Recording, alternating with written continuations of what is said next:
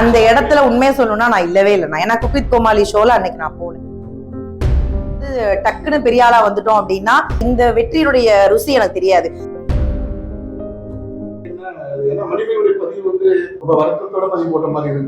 அந்த இடத்துல உண்மையை சொல்லணும்னா நான் இல்லவே இல்லைண்ணா. ஏன்னா குக் வித் கோமாளி ஷோல அன்னைக்கு நான் போல, அதனால அங்க என்ன நடந்தது அப்படிங்கறதுமே எனக்கு உண்மையிலே தெரியாது. நான் ரெண்டு பக்கமுமே நம்ம விசாரிக்காம நான் பேசவே முடியாது. ஆனா எனக்கு என்ன பர்சனலானா இது மூலமா நான் வந்து இன்னைக்குமே விமனுக்காக தான் நான் பேச வந்திருக்கோம். பொதுவாகவே என்ன பெண்களுக்கு நடந்தாலும் அந்த இடத்துல என்னுடைய பதிவு இருக்கும். நான் இந்த சமீபத்துல நிறைய பேர் மேல எனக்கு பெரிய வருத்தம் என்ன அப்படின்னா, ஒரு தொழில் சார்ந்து ஒருத்தவங்க ஒரு குறை சொல்லியிருக்காங்க அப்படின்னா அந்த தொழில் சார்ந்து மட்டும்தான் நீங்க பேசணுமே தவிர அவங்களுடைய பர்சனல் விஷயங்களை எடுத்து அந்த பெண்ணை வந்து எவ்வளவு இழிவுபடுத்தணுமோ இது ஒரு பெண்ணாக மட்டுமே நான் கண்டனம் தெரிவிக்கிறேனே தவிர இதுக்கு நான் யாருக்கிட்டையும், ஏன்னா உண்மையிலேயே நான் ரெண்டு பேர்கிட்டையும் பேசணும். நான் வெயிட் பண்ணிட்டு இருக்கேன். நான் ரெண்டு பேர்ட்டையுமே பேசணும், என்ன நடந்தது நானுமே தெரிஞ்சுக்கணும். சரி இதுல யாரு என்ன பண்ணாங்க அப்படிங்கறதெல்லாம் எனக்கு தெரியாது. ஆனா ஒரு பெண்ணை இழிவா தயவு செஞ்சு பேச வேணாங்கிறது மட்டும் பிரஸ் மீட் மூலமா தெரிஞ்சுக்கிறேன், சொல்லிக்க ஆசைப்படுறேன். பெண்களுடைய வளர்ச்சி, பெண்கள் வளரும் போது ஆண்கள் அறிஞர்கள் சப்போர்ட் பண்ணுவாங்க. கண்டிப்பா நான் வந்து இன்னொரு பெண் அந்த அளவுக்கு தூக்கி விடுவாங்களா அப்படிங்கிறது ஐயப்படுது. அப்படிலாம் கிடையாதுண்ணா. நீங்க அப்படிலாம் கிடையாது. இப்போ நீங்க ஃப்ரெண்ட், இப்ப நான் ஜெயிக்கும் போது பக்கத்துல என்னுடைய தோழி பார்த்தாலும் பொறாமப்பட மாட்டா. எல்லாருமே சக பெண்கள் வந்து சந்தோஷம் தான் படுவாங்களே தவிர ஒரு பெண் அப்படி பார்த்தா நம்ம வீட்டுல அம்மாலாம் இருக்காங்கல்ல, அம்மா இருக்காங்க, தோழி இருக்காங்க, அக்கா இருக்காங்க. சோ ஒரு பெண் வெற்றி பெறும் போது இன்னொரு பெண் கண்டிப்பா சந்தோஷம் தானா படுவாங்க. அதுல எல்லாம் பொறாமையெல்லாம் வரமாட்டாங்க. நான்லாம் யாரை பார்த்து பொறாமையே பட்டது இல்லைண்ணா. அந்த அடிப்படையில சொல்றேன். சோ எண்ணம் போல் வாழ்க்கை, நாங்க எப்படி இருக்கோமோ அப்படிதான் நம்மளை சுத்தி இருப்பாங்கன்னு நினைக்கிறேன்னா. சோ முன்னாடி எல்லாம் சொல்லுவாங்க அடுப்பூதும் பெண்களுக்கு படிப்பதற்கு அப்படின்னு. இன்னைக்கு படிக்கிற பெண்களாலதான் பல வீடுகள்ல அடுப்பே எரியுது. அதுவும் குறிப்பா முன்னாடி வந்து பெண்கள் ஏன் படிக்கணும் அப்படின்னு சொல்லும் போது பெரியார் தான் சொல்லுவாரு, பெண்களிடத்திலே கரண்டியை பிடுங்கி விட்டு புத்தகத்தை கொடுத்து பாருங்கள், அப்போதான் பெண்களுடைய திறமை வெளியில வரும் அப்படின்னு. இன்னைக்கு எல்லா இடங்கள்லயும் பெண்கள் பேச ஆரம்பிச்சுட்டாங்க. தன்னை பத்தி மட்டும் இல்ல, தன்னை சார்ந்தவர்களை பத்தி பேசுறாங்க அப்படின்னா அவங்க கையில கல்விங்கிற ஒரு மிகப்பெரிய பொக்கிஷம் இருக்கிறதுனாலதான். சோ அந்த படிப்பு இருக்கிறதுனால இன்னைக்கு இப்ப கூட பேசிட்டு ஆண்களை விட பெண்கள் நிறைய மேடை ஏற ஆரம்பிச்சுட்டாங்க. நிறைய தொழில்கள், சிறு தொழில இருந்து விமன் ஆண்டர்பிரனர் வீட்டுல இருந்தே தொழில் பண்ண ஆரம்பிச்சிட்டாங்க.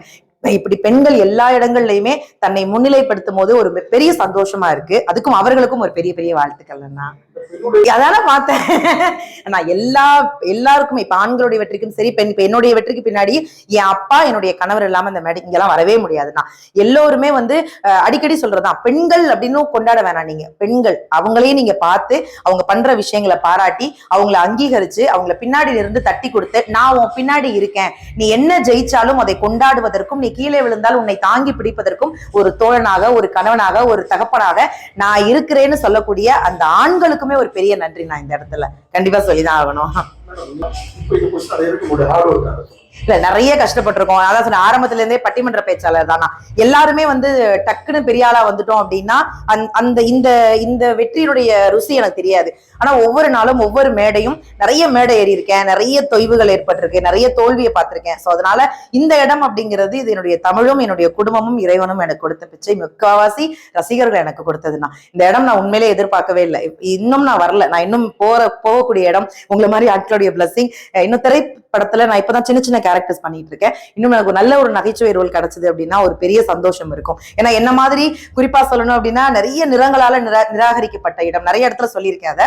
சோ அந்த மாதிரி இன்னைக்கு நிறைய பெண்கள் நான் கல்லூரிகளுக்கு போகும்போது அவங்களே என்கிட்ட சொல்றாங்க, அக்கா உங்களை பார்க்கும்போது எங்களுக்கு சந்தோஷமா இருக்கு, நாங்களும் டிவிக்கு வருவோம், நாங்களும் சாதிப்போம் அப்படின்னு நினைக்கும் போது அடுத்தவங்க யாரு என்ன சொன்னாலும் கவலைப்படாம அடுத்தவர்களுக்காக பொம்மையா வாழாம நமக்கு பிடிச்ச மாதிரி செம்மையா வாழ்ந்துட்டு போனோம்னா நம்மளே நம்மளை அழகுன்னு சொல்லிட்டு நம்மளே நம்மள நம்பிக்கை கொடுத்துக்கிட்டே இருந்தா வாழ்க்கையில ஜெயிச்சிடலாம். அது நான் பார்த்தது அப்படிதான். நான் போற இடங்கள்ல எல்லாம் எல்லாரும் என்ன சொல்லுவாங்க, கோவை சரலா அக்காக்கு அப்புறம் நீங்க வந்துடணும்னு.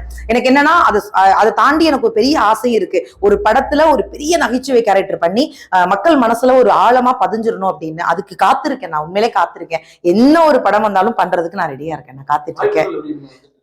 வருதுண்ணா, 1-2 வருது. இப்போ சுசீந்திரன் சாரோட வள்ளி மயில்னு ஒரு படம் பண்ணிருக்கேன். எனக்கு தெரிஞ்சு அது வந்ததுன்னா ஒரு நகைச்சுவை கேரக்டரா அது நல்ல ரெஜிஸ்டர் ஆகும் நம்பிக்கை இருக்குண்ணா. அது ஒரு நல்ல கேரக்டர்.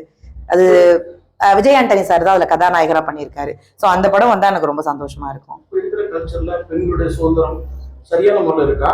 இல்ல அவங்களுக்கு வந்து சுதந்திரம் சரியான முறை பாதுகாக்கணுமா அப்படிங்கிறது? இல்ல, நான் சரியா பயன்படுத்துறாங்க. பெண்கள் எல்லாருமே அவங்கவுங்க சுதந்திரத்தை சரியா பயன்படுத்துறாங்கன்னா, இன்னைக்கு அப்படி பயன்படுத்தல அப்படின்னா, இன்னைக்கு சமூக ஊடகங்கள்ல இன்னைக்கு நம்ம வீட்டிலேயே இருக்கிற பெண்கள் இன்னைக்கு என்னென்ன ஏதோ ஒரு தொழில் பண்றாங்க. ஒரு சின்ன இன்னைக்கு சாரி பிசினஸ்ல ஆரம்பிச்சு வீட்டிலேயே சமையல் பொருட்கள் தயாரிச்சு சேல் பண்றதுல இருந்து எல்லாத்துலயுமே அவர்களுடைய சுதந்திரத்தை அவங்க சரியா பயன்படுத்துறாங்க.